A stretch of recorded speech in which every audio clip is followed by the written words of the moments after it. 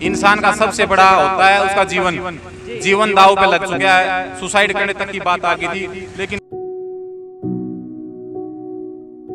15 फरवरी 2021 को मेरी ड्यूटी हटाई गई थी रोटेशन के हिसाब से, जो सभी जवानों की हटती रहती है।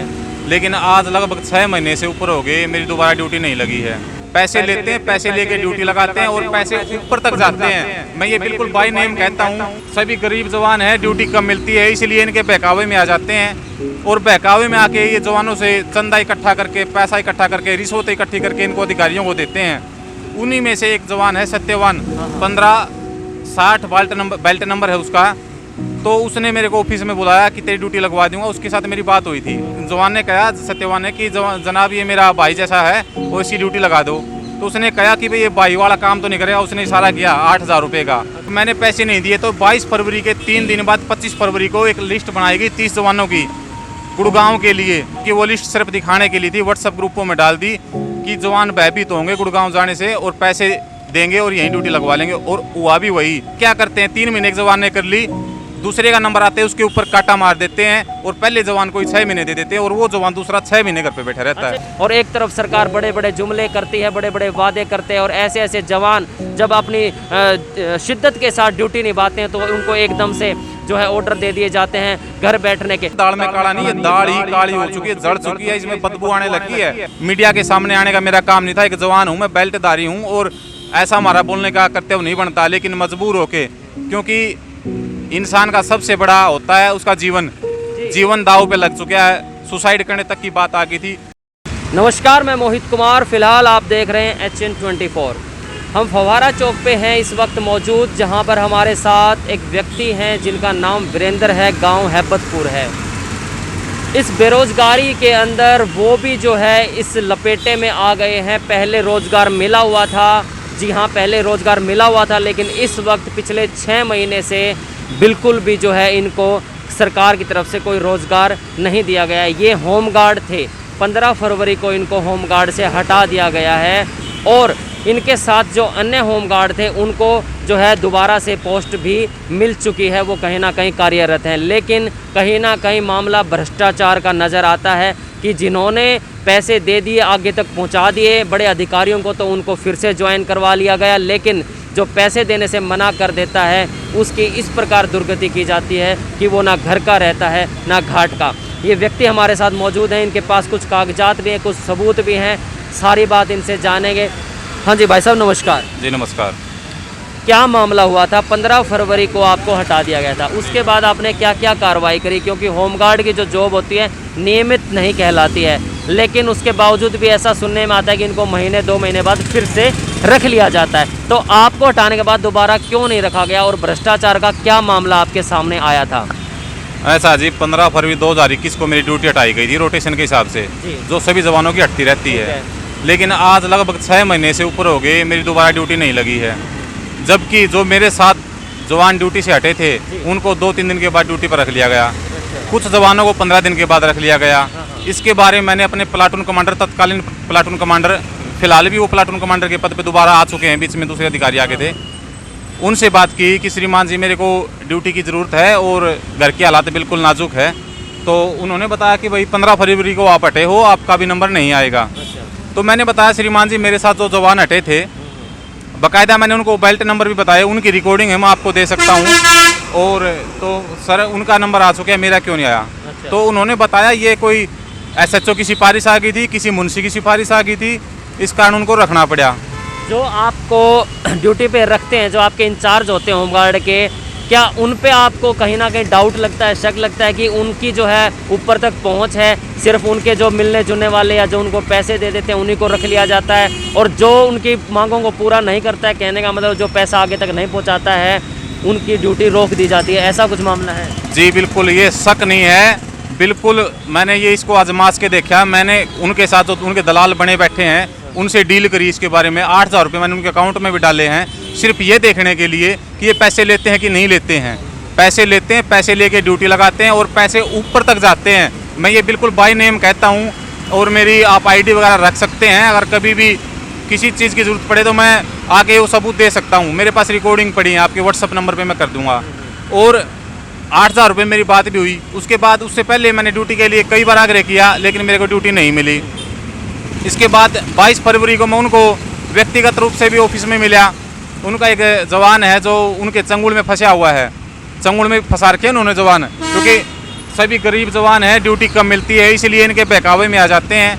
और बहकावे में आके ये जवानों से चंदा इकट्ठा करके, पैसा इकट्ठा करके, रिश्वत इकट्ठी करके इनको अधिकारियों को देते हैं।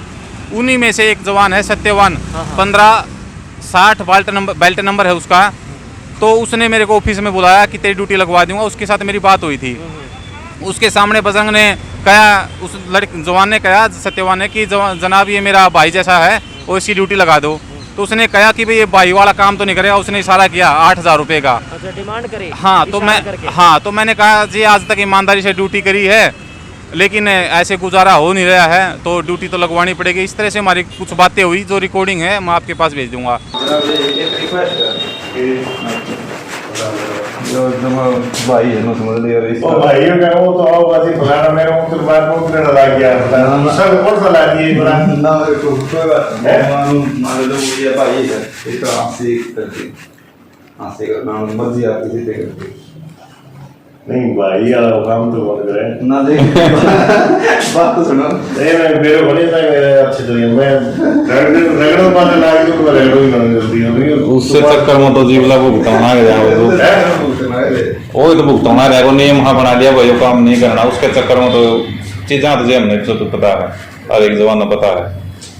फिर नियम बना गया था भाई काम ना करूँगा, ना किसी मतलब ना लेवांगे ना देवांगे, लेकिन उसका अर्जाना तो मेरा परिवार भुगताना है जी। चलो मैं तो ईमानदारी दिखा जाऊँगा, अच्छी बात है। मेरे तो मित्र की संतुष्टि है, जीप की संतुष्टि है, लेकिन मेरा परिवार तो भुगताना है जिस चीज़ ने चल रहा है। इसका ये गुड़गांव ना गुड़गांव नहीं जी, इसका उरे करो 43-37 है जी। गेला सारी अंडोटी लगी थी, बढ़िया सो रहा है।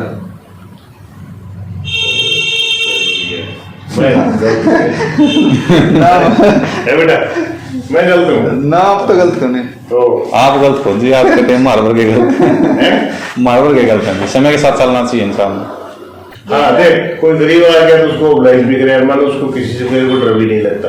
क्या गलत है ना सही ठीक है, ला दूंगा मैं त्रिजेड़ी लगा दूंगा पर ला दीजिए, हम ट्रैफिक में ला दीजिए। हाँ 28 लगाऊंगा कैसे ना 28 नहीं जी, कल ला 28 यार कमाल की बात, 22-23 तो वही दिन तो 5 रहे हैं। चलो 28 में ला दीजिए। बकवास ठीक कर है ठीक। मेरी ड्यूटी लगाने के लिए उन्होंने हाँ भर दी। 28 फरवरी को बोले हम आपकी ड्यूटी लगा दूंगा। वो रिकॉर्डिंग है, उसमें कल एक मैडम बैठी हैं, वो कह रही हैं उनका बेल्ट नंबर मेरा नोट किया उन्होंने, उनकी भी आवाज़ उसके अंदर। लेकिन ये मैंने पैसे अगले दिन देने थे या फिर मैं उसी दिन दे देता, लेकिन मैंने पैसे नहीं दिए। मैं और खोज करना चाहता था कि ये कितनी गहराई तक इनकी पैठ जमी हुई है, तो मैंने पैसे नहीं दिए। तो 22 फरवरी के 3 दिन बाद 25 फरवरी को एक लिस्ट बनाई गई 30 जवानों की गुड़गांव के लिए। 30 जवान गुड़गांव ड्यूटी के लिए जाने थे और 1 मार्च 2021 से लागू होनी थी, वहाँ पे उसकी आमद डल जानी चाहिए थी।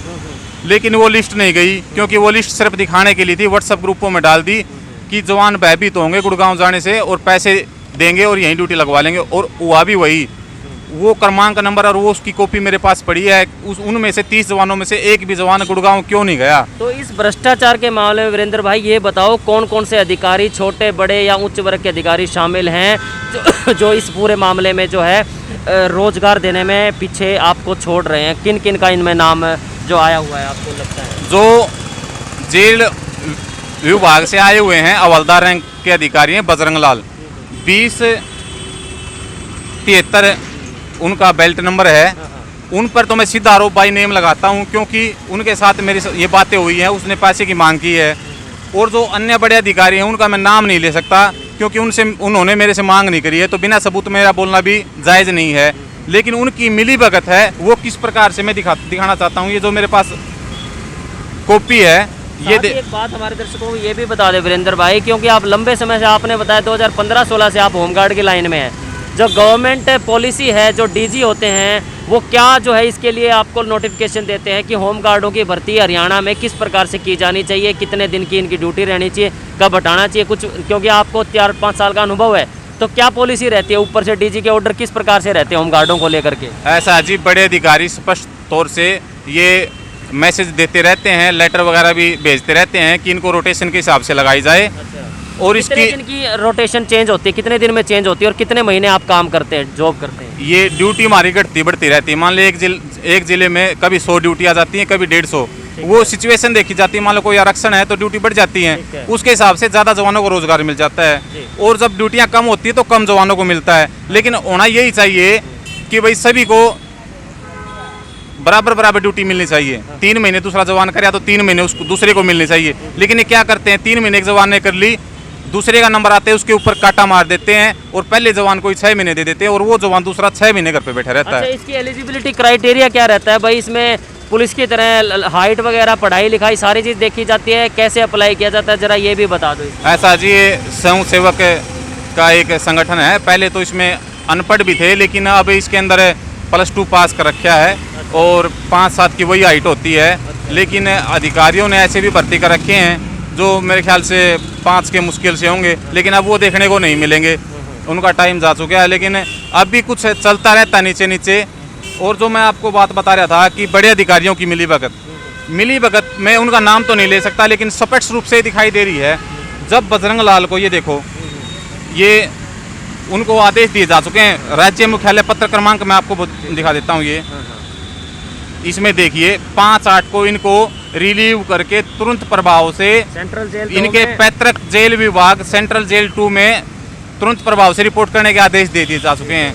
ये 5/8/21 इसी महीने की 5 तारीख की बात है। लेकिन इसकी अप्रोच तो देखो जी, इन्होंने 13/8 लगभग 1 सप्ताह बाद ही उन आदेशों को रुकवा दिया और अपनी वापसी रुकवा ली। आप इधर करके एक बार दिखा दो कैमरे पे। हाँ, ये मैं दिखा सकता हूँ, बिल्कुल आप देख सकते हैं। कैमरे पे दिखा और दो इन ऑर्डर्स को। ये आप ये नंबर नोट कर लेना, ये राज्य मुख्यालय चंडीगढ़ से आए हुए नंबर हैं। और बिल्कुल मैं बता दूं, ये इनकी वापसी थी। और दूसरा मैं दिखाना चाहता हूँ, ये भी देख सकते हैं आप, कैमरे पे दिखा सकते हैं। ये देखिए, ये भी सरकारी आए हुए हैं, किसी दोस्त ने भेजे थे। जी, इन्होंने जो है पूरा जो है चिट्ठा पत्रा सब निकाला हुआ है। जो भ्रष्टाचार अधिकारी इसमें इन्वॉल्व हैं, सारे डॉक्यूमेंट ये लेकर के आए हुए हैं।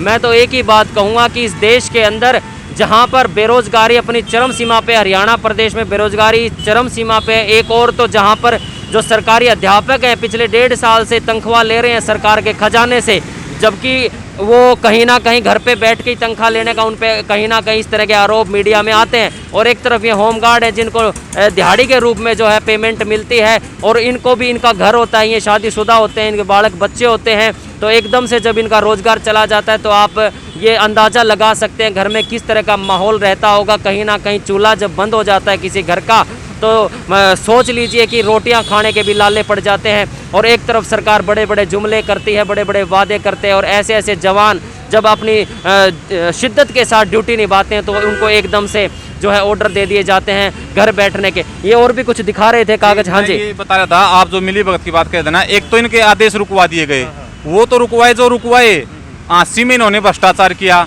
और आंसी कार्यालय में ही 17/8/2021 इसी महीने की 17/8 को तान्या मैडम हमारी, उन्होंने हिसार का चार्ज संभाला।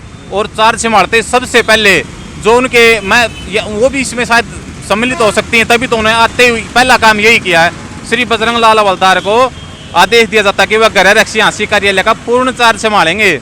पूर्ण चार्ज उनको देने की ऐसी क्या नौबत आ गई कि उससे आरोप है कि भाई उनकी ऊपर तक पहुंच है, सीधी 60 गांठ है, उठना बैठना है बड़े अधिकारियों के साथ, और वो पैसा भी चलाते हैं कहीं ना कहीं, पैसे के बल पे अपने ड्यूटी लगवाते हैं। कोई भी अप्रोच हो, चाहे पैसे की हो या कोई उनका रिलेशन हो, कोई रिश्तेदारी हो, तभी तो उनको ये आदेश दिए गए। और यहाँ पे इनको प्लाटून कमांडर बना दिया गया, जबकि इनसे सीनियर अधिकारी बैठे हैं। इस हार में जो तान्या मैडम आई हुई हैं, उनसे सीनियर अधिकारी यहाँ बैठे हुए हैं, लेकिन उनको चार्ज दिया जा रहा है। क्यों?